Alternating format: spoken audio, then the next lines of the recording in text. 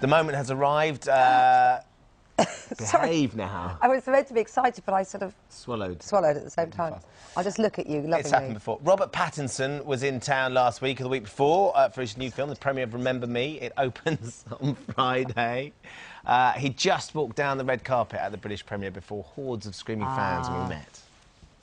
Great to see you. You too. How was it out there on the carpet?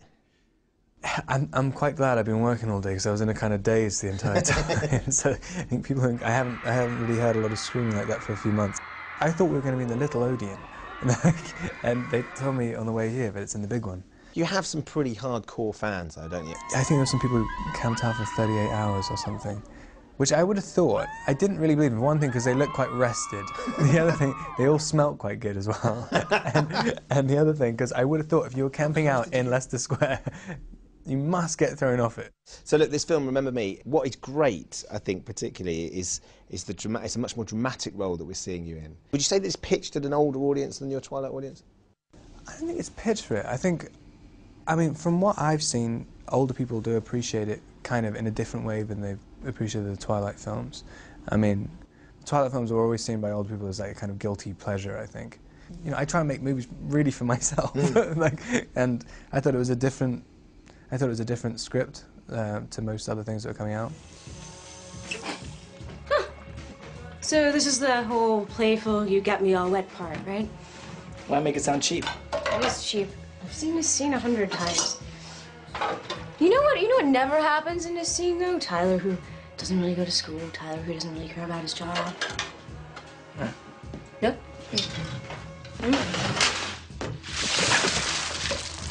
He's quite a dark and brooding character as well, though, isn't he, Tyler? I mean, it seems that there are parallels with Edward's character.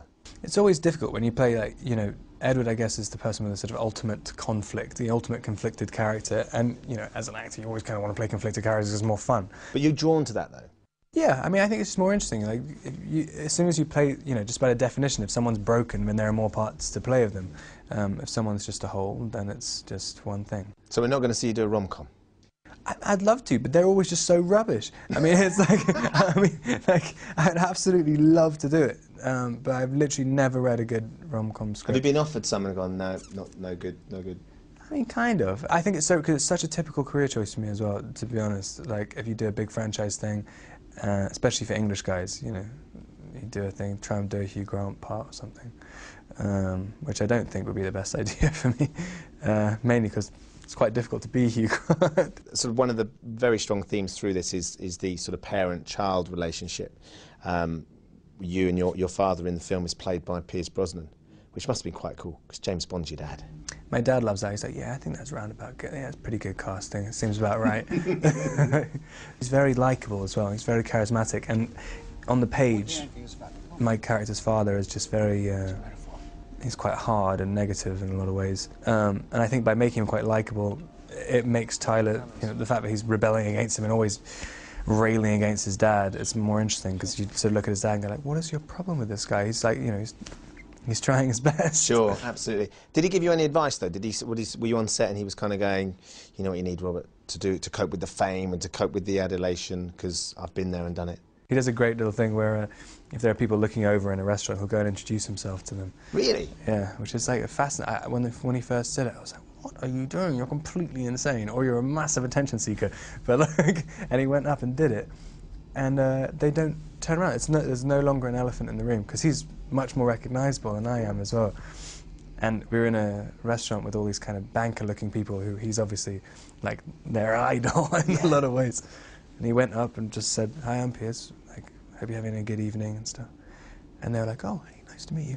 And it was done. The whole thing, all the weirdness dissipated in the room. That's genius. It's amazing. Although slightly unnerving if they turn around and say, oh, I'm sorry, I thought you were someone else.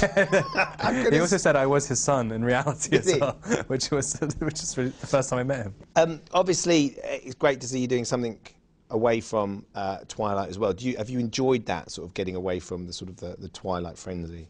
I never saw myself just doing the same stuff over and over again anyway. Because of the age I started at, I've always just seen it as a job, and each individual Twilight film I see as a separate job. It has led to you, though, much like Piers, being immortalised as a waxwork in Madame Tussauds. I know, I just found out about this today.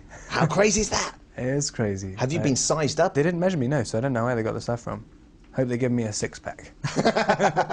Robert, it's great to see you. You too. Best of luck with the film. Thank you very much. I'm sure we'll see you again soon. Cheers. He seems really nice. He was very, Yeah. very chatty.